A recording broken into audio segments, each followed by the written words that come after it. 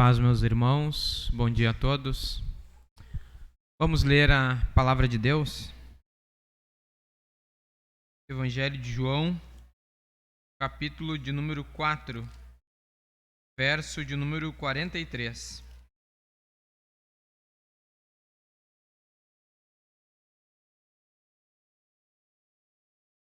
João, capítulo 4, verso 43 em diante. Nosso irmão Augusto, semana passada, pregou parte do capítulo 4 e hoje nós vamos encerrar ele com esse último episódio narrado na Escritura. Diz assim o texto bíblico: E 2 dias depois, partiu dali e foi para a Galiléia, porque Jesus mesmo testificou que um profeta não tem honra na sua própria pátria. Chegando, pois, à Galiléia, os galileus o receberam, porque viram todas as coisas que fizera em Jerusalém no dia da festa, porque também eles tinham ido à festa. Segunda vez foi Jesus a Caná da Galiléia, onde da água fizera vinho. E havia ali um oficial do rei, cujo filho estava enfermo em Cafarnaum. Ouvindo este que Jesus vinha da Judéia para a Galiléia, foi ter com ele e rogou-lhe que descesse e curasse o seu filho, porque já estava à morte. Então Jesus lhe disse: Se não virdes sinais e milagres, não crereis. Disse-lhe o oficial: Senhor, desce antes que meu filho morra. Disse-lhe Jesus: Vai, o teu filho vive. E o homem creu na palavra que Jesus lhe disse e foi-se. E descendo ele logo, saíram-lhe ao encontro os seus servos e lhe anunciaram, dizendo: O teu filho vive. Perguntou-lhes, pois, a que hora se achara ele melhor? E disseram-lhe: Ontem, às 7 horas, a febre o deixou. Entendeu, pois, o pai que era aquela hora a mesma hora em que Jesus lhe disse: O teu filho vive. E creu ele e toda a sua casa. Jesus fez este segundo milagre quando ia da Judéia para a Galiléia. Até aqui, meus irmãos, podem sentar. Este é então o último episódio do capítulo de número 4. Nós estamos fazendo uma série de mensagens bíblicas no Evangelho de João. Nós temos pregado todo o texto até aqui, desde o capítulo 1, hoje encerrando todo o capítulo de número 4. São várias mensagens e de alguma forma elas estão conectadas umas com as outras. E aqui nós vemos no próprio texto que ele nos mostra isso.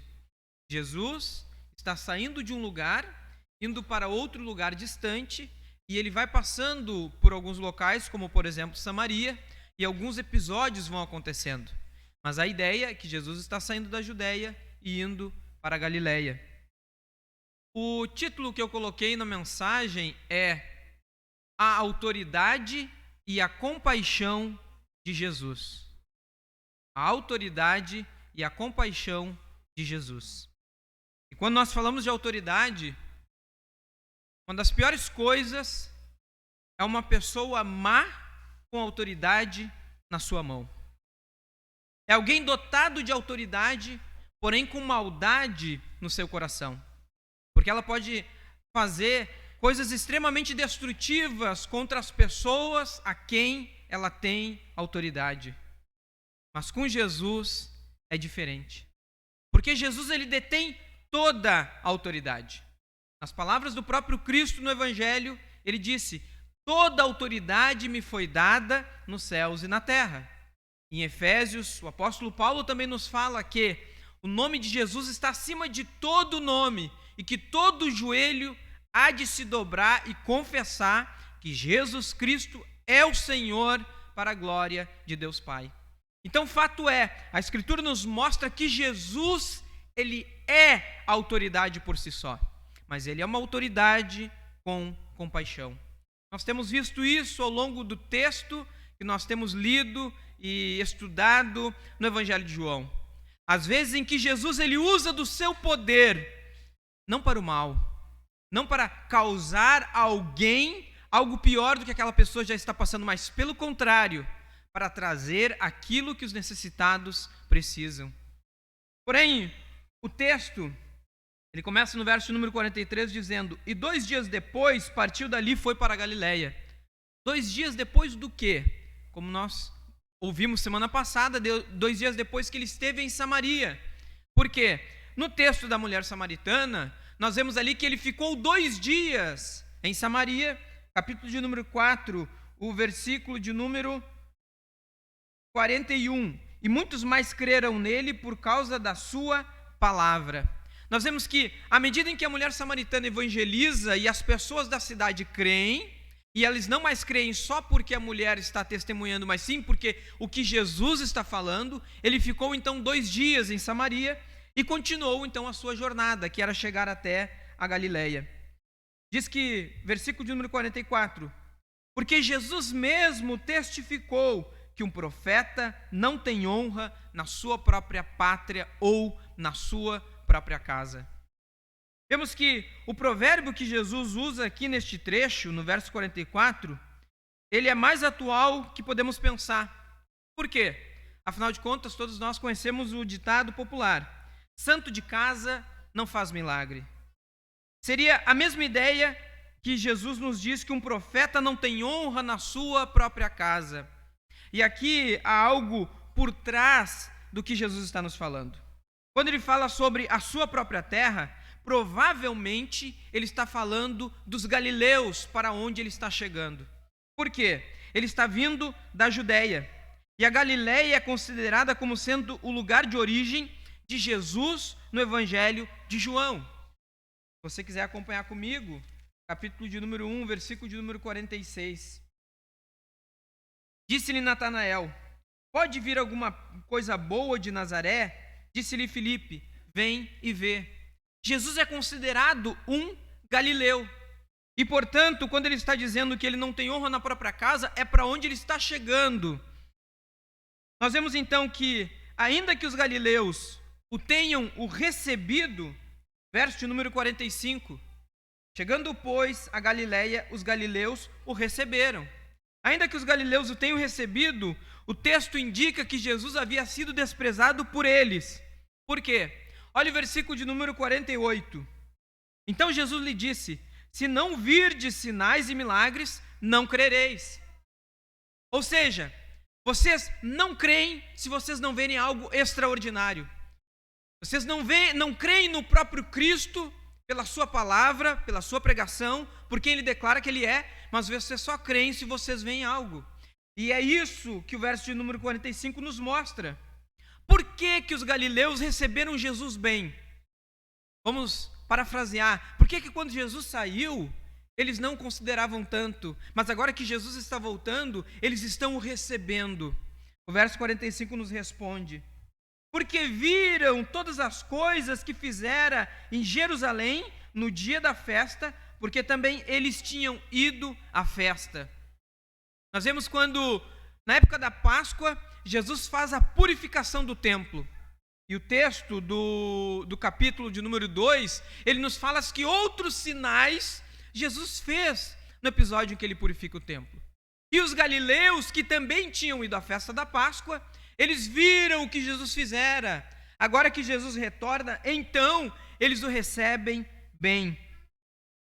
Nós vemos que quando Jesus sai da Judéia, Jerusalém, e ele vai ir para a Galileia, e ele passou por Samaria, em Samaria dá para dizer que Jesus até teve um pouco mais de honra. Por quê? Nós vemos a resposta que os samaritanos dão ao testemunho da mulher e à palavra de Jesus. Mas fora o testemunho de salvação, nós não encontramos ali um milagre extraordinário. Nós não encontramos ali algo fora da realidade que os samaritanos pudessem ter dito: realmente este homem faz coisas extraordinárias. Mas por causa da palavra de Jesus, eles o receberam. E é justamente os samaritanos, que eram mal vistos pelos judeus, que recebem bem a Jesus. E agora nós vemos que Jesus está de volta a quê? A Caná da Galileia, a cidade onde realizou o primeiro milagre, a água em vinho. Pois bem, verso 46. Segunda vez foi Jesus a Caná da Galileia, onde da água fizera vinho. E havia ali um oficial do rei, cujo filho estava enfermo em Cafarnaum. Nós vemos que Jesus está retornando a um local onde as pessoas já viram ou já ouviram falar daquilo que ele havia feito. Porque foi ali que ele operara o seu primeiro milagre ao fazer essa transformação da água em vinho no casamento. Boa parte das pregações de Jesus foi na Galileia. Boa parte do ministério de Cristo, ele sai da Galileia para ir para outro lugar. Por isso, então, que ele é conhecido também como o Galileu. Ou seja, Jesus está voltando para aquilo que podemos dizer que é a sua própria casa, a sua própria terra. Por isso, então, e quando ele diz, retomando a expressão do verso 44, um profeta não tem honra na sua própria casa. É sobre isso que ele está falando. Ele está retornando de onde ele vive parte do seu ministério. Por que que Jesus diz isso? Por que é que o Senhor ele fala essa expressão já que os galileus o receberam bem? O que seria esse provérbio, essa citação feita por Jesus? Ela expressa algo que é bem comum para nós. Seria o quê? Costumeiramente, não valorizamos as coisas comuns. Costumeiramente, não valorizamos aquilo no qual nós estamos acostumados. O fato dos galileus o conhecerem fez com que não crescem nele até que ele fizesse algum sinal. Ele está no meio deles e eles não creem. Mas quando em Jerusalém eles veem o que Jesus está fazendo, eles começam a crer nos sinais que ele faz. O provérbio nos mostra que o fato de algo ser comum não significa que seja ruim ou que seja de menor honra. As coisas comuns por si só, por serem comuns, não são ruins. Ou não são até mesmo de menor honra. Por quê? Nós vemos isso do próprio Cristo. Não é porque os galileus não o reconhecem, não é porque os galileus não consideram, não é porque os galileus entendem que ele é alguém comum no meio deles, que Jesus deixa de ser quem é. Então as coisas comuns, elas não são algo ruim ou de menor honra. E para exemplificar isso de forma mais prática, não há nada mais comum para o brasileiro do que feijão com arroz. Eu separei este exemplo porque acho que é comum a todos nós. O feijão com arroz é o que há de mais comum na casa de todo brasileiro. E o fato de ter feijão com arroz todo dia na nossa mesa não quer dizer que feijão com arroz seja ruim. Ele só é comum. Ele só é corriqueiro. Porém, quer ver nós darmos valor ao feijão com arroz? É quando nós não temos o que comer. Ou quando nós perguntarmos a quem não tem sequer um feijão com arroz para comer. Porque quem não tem feijão com arroz para comer, comeria ele como nós talvez comeríamos alguma iguaria, alguma carne nobre, talvez salmão ou algo parecido. Por quê? Porque quem não tem valoriza mais do que aqueles que têm. O feijão com arroz está para a comida, assim como a palavra de Deus está para nós no cotidiano. Você e eu temos algo muito precioso quando temos muitas oportunidades daquilo que Cristo nos permite participar. E muitas vezes nós tratamos aquilo que Deus tem nos dado rotineiramente, corriqueiramente, como algo comum e não damos o devido valor. Citei aqui alguns exemplos. Oportunidades boas que Deus tem nos dado. Participarmos dos cultos, de ouvir a palavra de Deus, de ouvir uma pregação fiel, de ter acesso à Escritura Sagrada, de louvar a Deus, acesso a bons livros teológicos, acesso à comunhão dos santos, acesso a um pastoreio, por termos presbíteros comuns.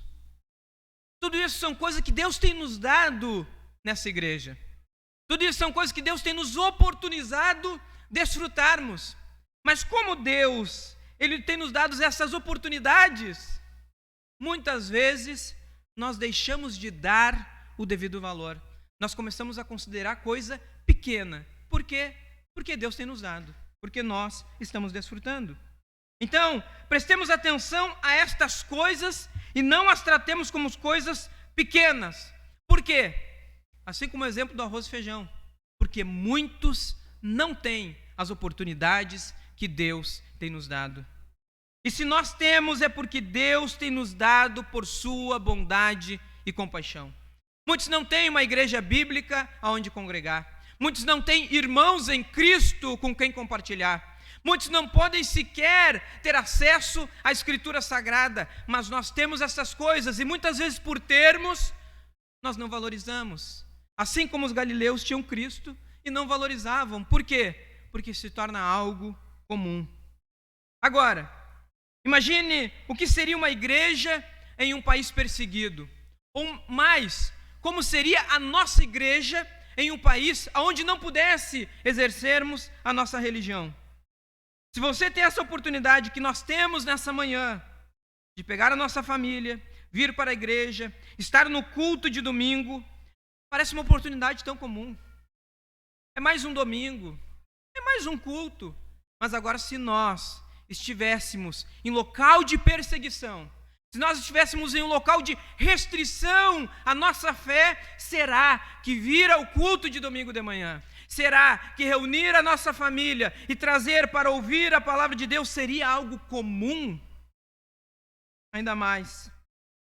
Olha a desgraça que é viver em países onde a fé cristã é proibida, onde pessoas não podem exercitar a sua religião, mas só podem adorar aquilo que o Estado lhe permite.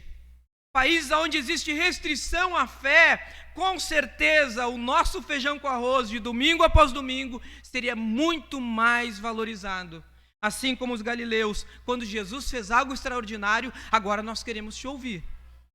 Porém, essa postura de indiferença, e aqui na reunião de homens de sexta-noite nós falamos sobre isso, a postura de indiferença, ela é terrível na nossa vida cristã de forma pessoal, quando eu desprezo a palavra, quando eu desprezo a oração, quando eu desprezo que eu tenho comunhão com Deus. Por quê? Porque é algo comum. E aí nós nos tornamos indiferentes, assim como os galileus, que desprezavam o próprio Cristo por considerá-lo algo comum. Muitas vezes nós assumimos essa postura. Mas isso só acontece. Por quê? Porque nós temos em abundância. Porque nos é permitido todo domingo vir aqui. Porque nos é permitido nos reunirmos nas nossas casas ou nos reunirmos na igreja para frequentarmos o PG. Porque nos é permitido andarmos com a nossa Bíblia aonde quer que nós vamos. Então isso é bom. Isso é algo que nós possamos desfrutar. Mas por quê? Porque nós temos em abundância. Então por isso nós não damos o devido valor e acabamos por banalizar a fé que Deus tem nos dado. Essa banalização nós vimos retratada no próprio ministério de Cristo, porque não foi só aqui. Aqui é enigmático, porque o próprio Cristo é quem coloca a situação. Meditem, do verso 43 ao 54, são 11 versículos. Jesus só diz duas palavras, ou melhor, duas frases. Em todo esse contexto, Jesus diz somente duas frases, mas o evangelista João, ele registra aquilo que Jesus fala quando ele está chegando na Galileia. No capítulo 4, observamos a recepção que Cristo teve na Samaria. Agora vemos a recepção que ele tem na Galileia. E os galileus, assim como os samaritanos, receberam com alegria e interesse, enquanto muitos judeus o rejeitaram. Nós vemos que a primeira vez que Cristo chega em Samaria, e ele tem ali a conversão da mulher samaritana, ele tem depois o testemunho que ela dá, a cidade inteira vem ver Jesus. O que acontece? Em Samaria, Jesus é novidade. Em Samaria há um profeta. Em Samaria agora nós temos aquele enviado de Deus. E a cidade fica alvoroçada. Por quê? Porque diferente para os galileus e diferente para os judeus, o que acontece? Jesus para os samaritanos não era alguém comum. Ali ele era o Cristo, o Filho do Deus vivo. E aqui então é que nós aprendemos a lição dessa primeira parte. Recepcionarmos Cristo em nossas vidas é o bem mais precioso que nós podemos ter, ainda que todos o desprezam. Recepcionarmos a Cristo, olharmos para Jesus e falarmos como o Evangelho nos mostra quem Cristo é. Lembram? Nós vamos tratar um pouco mais à frente, mas vou só dar uma pincelada aqui. Quando o próprio Jesus pergunta para os seus discípulos: quem os homens dizem que eu sou? Aí um deles diz: dizem que tu é profeta, ou dizem que tu é Moisés, ou dizem que tu é alguém que vem em nome de Deus, mas nenhum deles tem a correta compreensão de quem Jesus é. Aí Jesus pergunta para os discípulos: não quem os homens dizem que eu sou, mas para vocês, quem eu sou? E nós vemos a resposta de Pedro: tu és o Cristo, o Filho do Deus vivo. Então, ainda que o mundo inteiro despreze a Cristo, ainda que o mundo inteiro não reconheça quem Ele realmente é e não dê o seu devido valor, para nós que recebemos a palavra de Deus, nós não podemos cometer o mesmo erro da indiferença com relação à fé em Jesus Cristo. Jesus é o bem mais precioso que nós podemos ter, e isso não é comum. Isso não pode ser comum. Por mais que domingo após domingo estejamos expostos ao Evangelho, e devemos ser, porque nós nos esquecemos, porque nós pecamos, porque nós erramos, mas ainda assim Jesus não pode ser comum. E o fato de ser comum é para que você possa agradecer a Deus com todas as suas forças. Nós precisamos orar e agradecer, porque Deus tem nos dado estas coisas maravilhosamente comuns para desfrutarmos no meio da nossa igreja. A nossa oração nessa primeira parte seja: Senhor, obrigado por ter tudo o que Tu tens me dado, e não me permita desprezar o Teu cuidado. Jesus é a autoridade, mas Ele é uma autoridade com compaixão, e Ele tem sido compassivo na vida de cada um de nós. Por isso, estejamos alegres. Em segundo lugar, nós vemos que dentro dessa história a cura do filho do oficial do rei. Por mais que a cura do filho do oficial do rei esteja aqui no meio, não podemos nos esquecer que o personagem principal é Jesus, meus irmãos. A necessidade, ela vem, vejam bem, a necessidade ela vem do ponto de vista humano, mas a resposta ela sempre vem da parte de Deus. Quando nós lemos João capítulo 1, versículo de número 12, a todos quantos receberam, deu-lhes o poder de serem feitos filhos de Deus. Nós vemos que a necessidade vem de nós, somos pecadores, mas a resposta vem de Deus com a nossa salvação. E aqui nós vemos que há um homem necessitado. Verso de número 46. E havia ali um oficial do rei, cujo filho estava enfermo em Cafarnaum. Ouvindo este que Jesus vinha da Judeia para a Galileia, foi ter com ele e rogou-lhe que descesse e curasse o seu filho, porque já estava à morte. Então entramos no segundo ponto, pedido do oficial do rei. O primeiro milagre em Caná foi realizado a pedido de uma mãe, a mãe de Jesus. João capítulo 2, versículo 1 ao 5. O segundo milagre em Caná da Galileia, Jesus realizou a pedido de um pai, verso de número 47 que nós lemos. Um comentarista cristão, ele observa que esse pai, ele cometeu pelo menos 2 erros no seu encontro com Jesus. Quais são? Primeiro, ele acreditava que para realizar aquela cura, Jesus teria de viajar de Caná a Cafarnaum e precisaria estar ao lado da cama do garoto enfermo. Primeiro erro vemos ali no versículo de número 47. Ouvindo este que Jesus vinha da Judeia para a Galileia, foi ter com ele, rogou-lhe que descesse e curasse o seu filho. O pedido dele é: Jesus, venha comigo até Cafarnaum para que você possa curar o meu filho. Então, a primeira questão é que ele não compreendia quem é Jesus. Ele sabia que Jesus operava sinais, milagres, maravilhas. O testemunho de Jesus estava se alastrando. Todavia, ele ainda não sabia quem era Jesus. Porque ele pensa que Jesus só pode curar se ele estiver presente no devido local.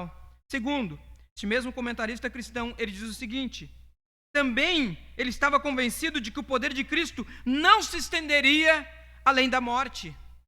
Ou seja, se meu filho morrer, não tem mais o que fazer. Ele não entende que Jesus tem o poder para até mesmo dominar a morte. Não obstante as limitações desse pai, não obstante a visão que ele tem de Jesus, ainda assim, Jesus identificou nele uma necessidade desesperada e não meramente uma curiosidade. Jesus vê naquele homem que o que ele pede, o que ele passa é verdadeiro, é uma necessidade real. E tanto que é que Jesus não vê nele simplesmente como Jesus vê em alguns outros episódios, as pessoas fazendo testes religiosos ou políticos com Cristo. Não, Jesus vê nele que realmente havia ali uma necessidade. Por quê? É importante distinguirmos os curiosos dos necessitados. E muitas vezes nós damos atenção aos curiosos, aqueles que querem simplesmente discutir algo, debater algo. E desprezamos os necessitados, aqueles que estão com uma necessidade real e urgente. E Jesus aqui, ele faz essa distinção.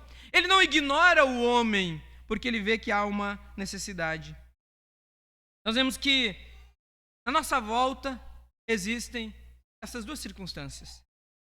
Deus não nos chamou para simplesmente debatermos teologia e servir aos interesses daqueles que adoram especular sobre a religião.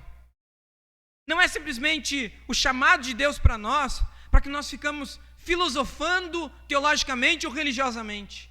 Mas existem pessoas necessitadas à nossa volta, as quais apenas um relacionamento pessoal com Jesus pode lhe curar. A resposta para toda necessidade humana tem uma palavra: Jesus Cristo. Somente Jesus pode curar toda e qualquer necessidade humana, inclusive até a morte. Essas pessoas, as necessitadas, devemos dedicar nosso tempo e demonstrar aquilo que nós vemos em Jesus, a sua compaixão.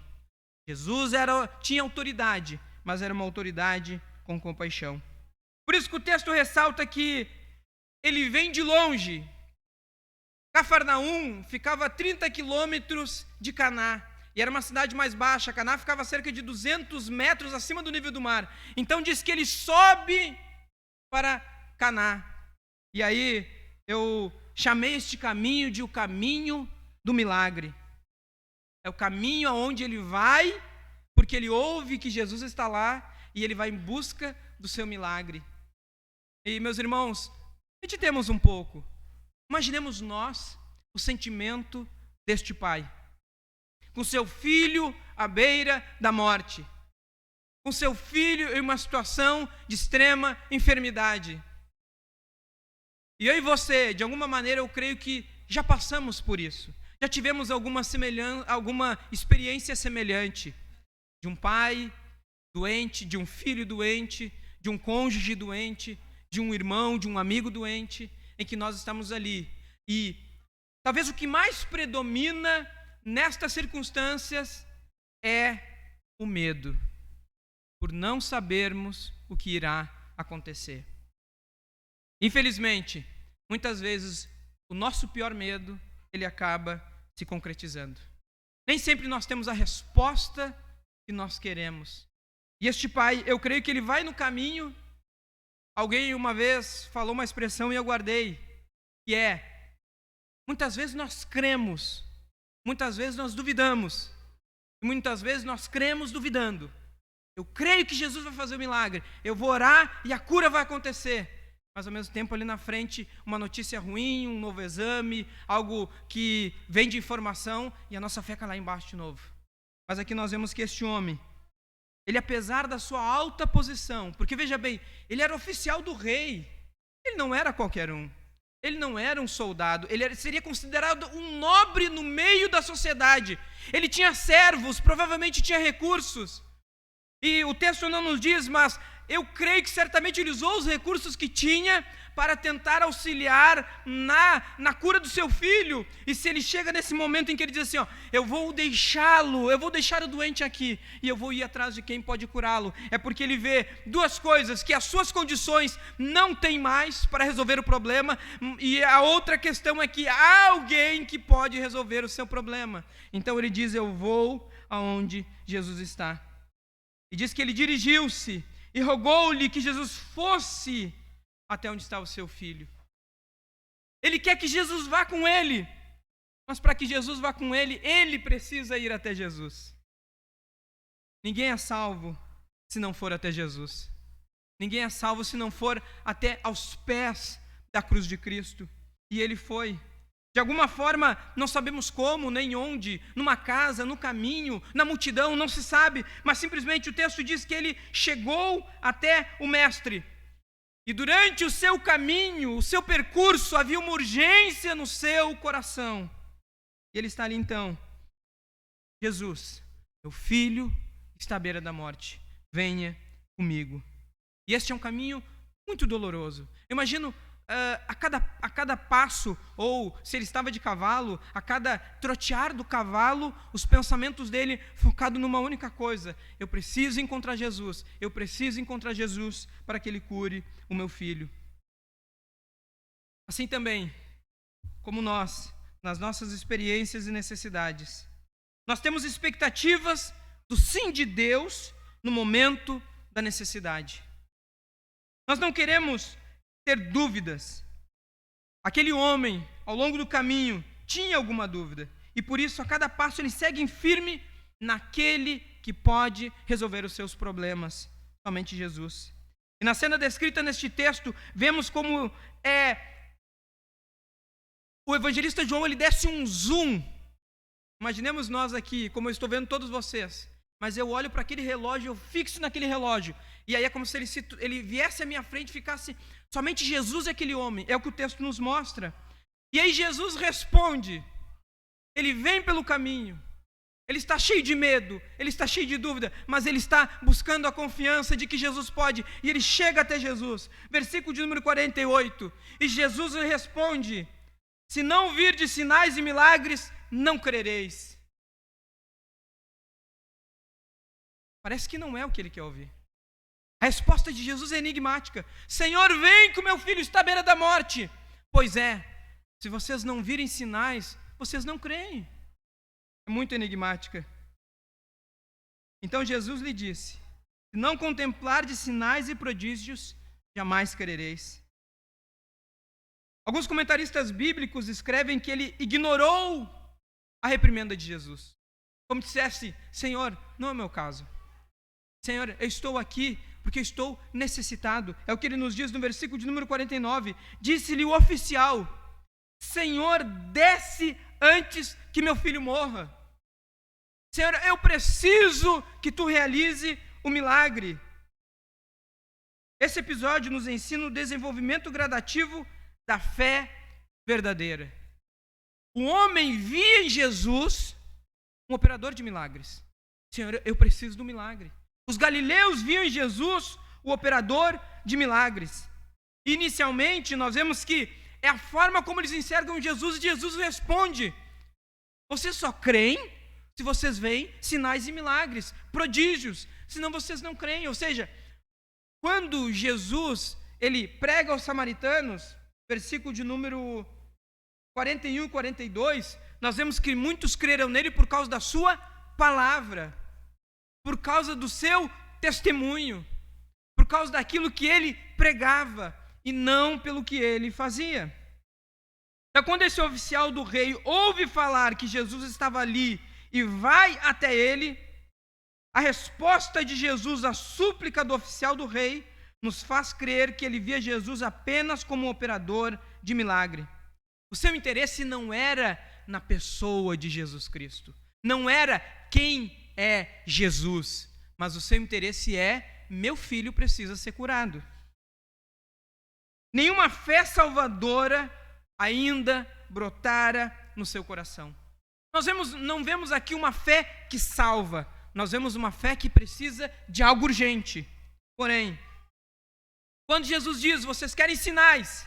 E ele responde: Senhor, desce antes que o meu filho morra. Nós vemos que a fé neste homem vai começar a passar de uma fé simplesmente crendo em Jesus como operador de milagres, para crer em Jesus de uma forma verdadeira. Primeiro ponto, autoridade e compaixão de Jesus. Segundo ponto, o pedido do oficial do filho do rei.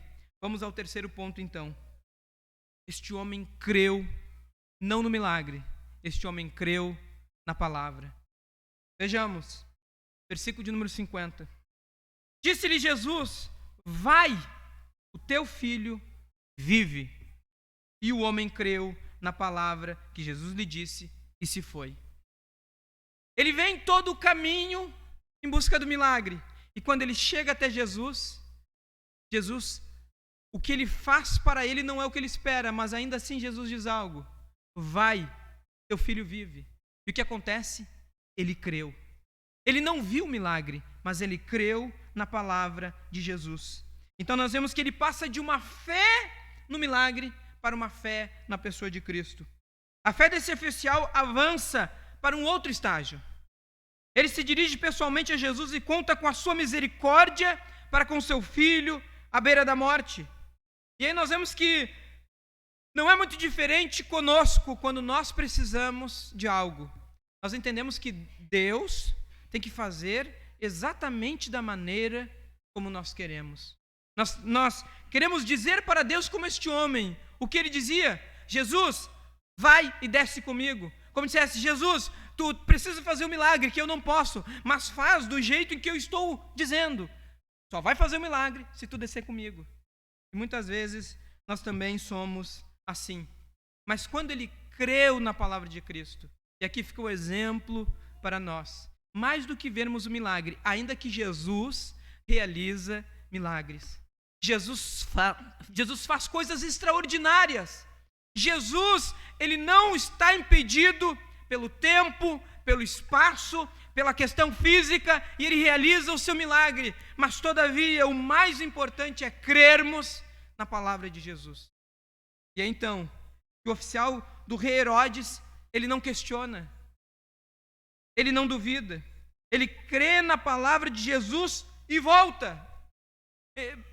Imagine você, se quando saiu de Cafarnaum, ele disse a alguém: meu amigo, eu vou lá tentar trazer Jesus para que Jesus cure o meu filho. Imagine você, de repente, ele voltando e: aí, cadê Jesus? O homem voltando sozinho. Mas ele creu na palavra de Jesus. Ele entende agora que Jesus tem poder não apenas para curar, porque ele tem poder, mas também para curar além do espaço físico. Ele crê no poder da palavra de Jesus. E aí ficou exemplo para nós de que a fé, eu separei algumas frases que eu gostaria de trazer para vocês. Ele creu no poder da palavra de Jesus. E aí então, nós precisamos entender que a fé não exige as evidências. A fé se agarra na palavra de Cristo. A fé não está fundamentada naquilo que vemos, mas está ancorada na palavra de Jesus. Qual é a âncora da nossa fé? É vermos algo ou crermos naquilo que é a palavra de Cristo? Este homem então aceita a palavra de Jesus e vai embora. Ele vem todo o trajeto com um único objetivo: levar Jesus, e agora ele volta sem Jesus. E ele vai embora, demonstrando assim que ele, diferentemente dos outros galileus, não está simplesmente interessado em sinais e maravilhas. Porque na nossa vida, Deus pode usar uma crise para produzir mais fé e fé verdadeira. Uma fé amadurecida, que valoriza Cristo como Salvador e não apenas como alguém poderoso para resolver os nossos problemas. Jesus tem poder? Tem, mas nem sempre ele vai fazer da maneira como nós queremos. nós não vemos na história deste homem, meus irmãos, ele não consta na galeria dos heróis da fé. Ele não consta entre os grandes atos de fé do Antigo ou do Novo Testamento, mas nós vemos que ele é gente como a gente, com dúvida, com medo, com necessidade, sem condições de resolver os seus próprios problemas. E aí nós vemos que temos visto no Evangelho de João que Cristo ama salvar as pessoas comuns. Jesus ama despertar a fé naqueles que têm pouca fé. Nós possamos orar: Senhor, nos ajuda na nossa falta de fé. Versículo de número 53 e 54. Versículo de número 51. E descendo ele logo, saíram ao encontro seus servos e lhes anunciaram dizendo: teu filho vive. Perguntou-lhe, pois, a que hora se achara melhor? E disseram-lhe: ontem, às 7 horas, a febre o deixou.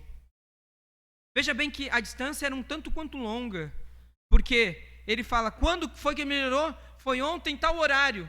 Então ontem, nesse horário, é onde eu estava com Jesus. E diz que quando Jesus diz para ele: teu filho vive, ele volta para a sua casa. E quando há uma crença na palavra de Deus, algo sublime acontece.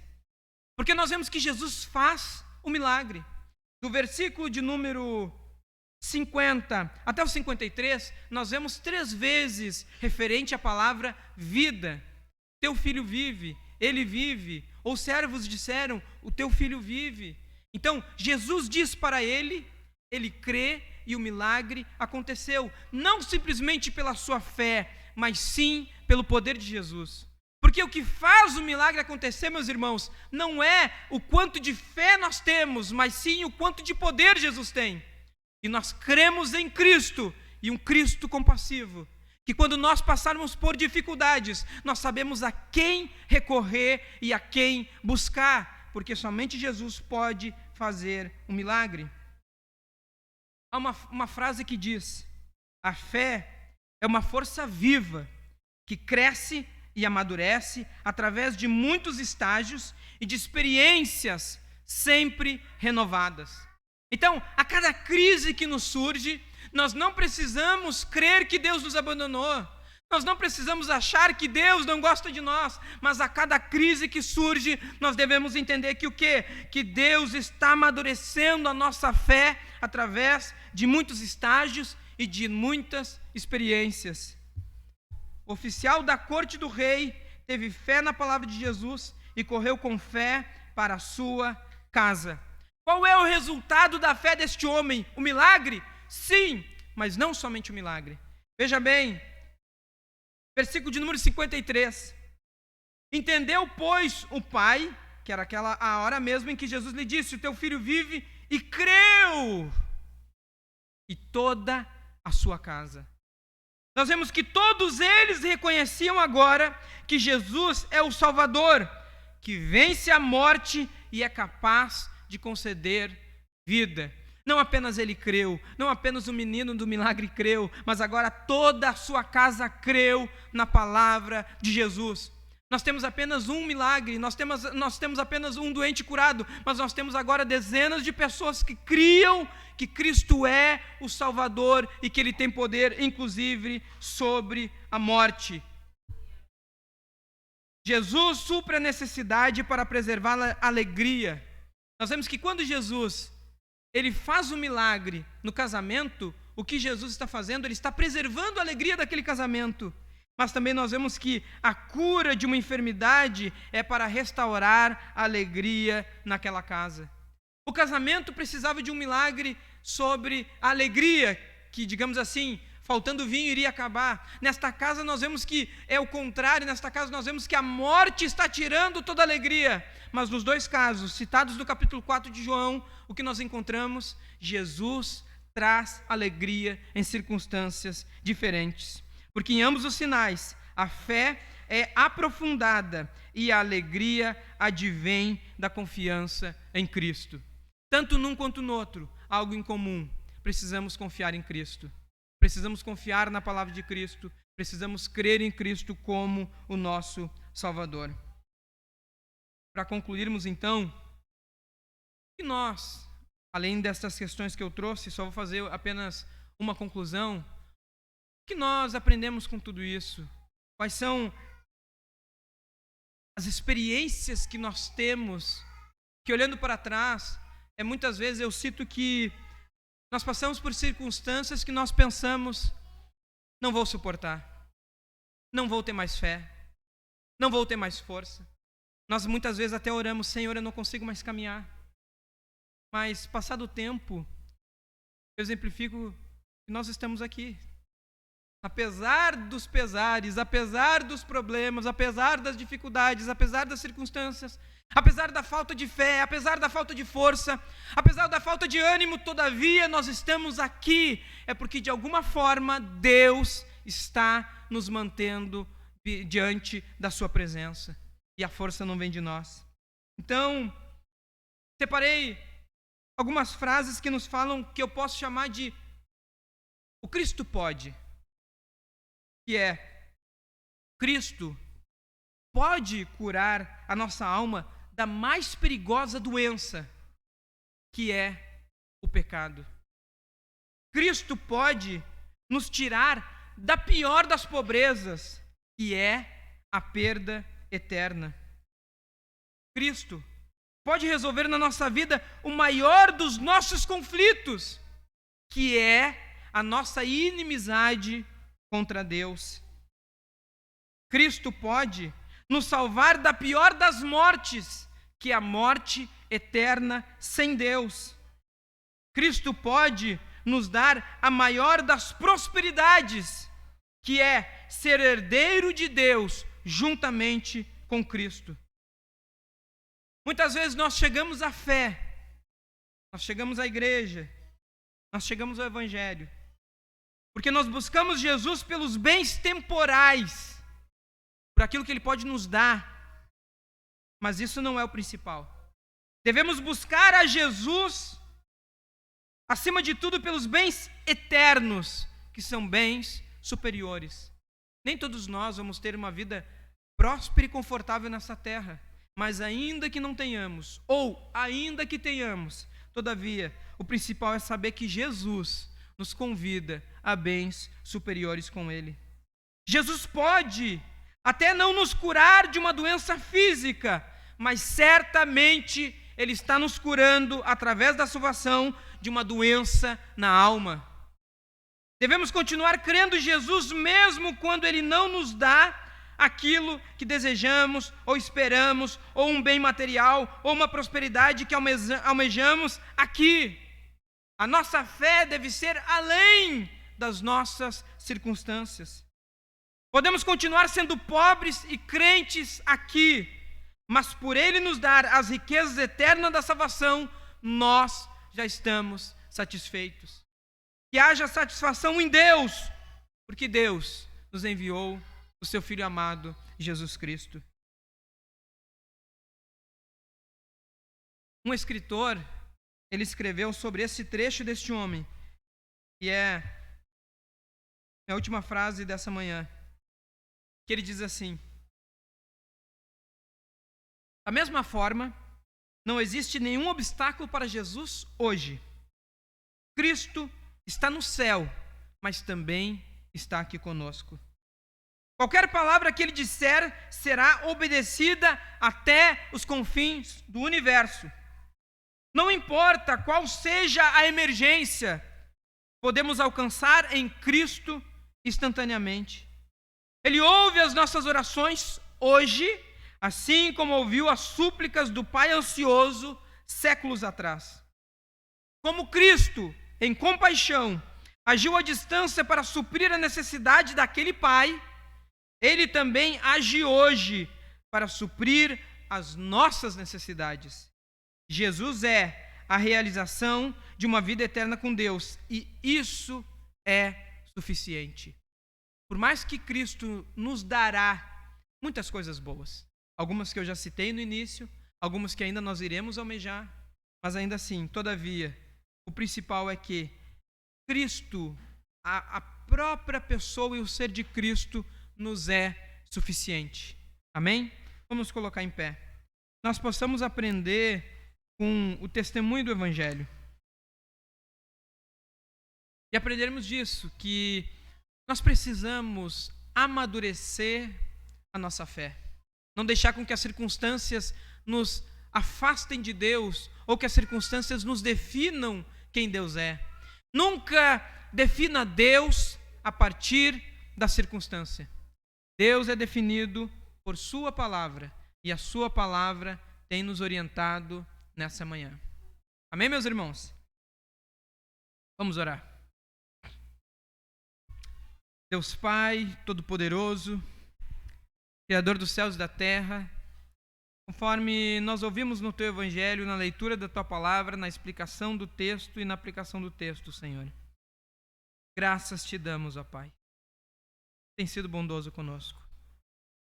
Diante da necessidade do testemunho que o evangelista João registra deste Pai, nós podemos nos colocar em muitas necessidades diante desse texto e diante dessas circunstâncias. Talvez não as mesmas, não na mesma dimensão, mas de certa forma nós vemos que Cristo sempre nos socorreu no momento oportuno da angústia.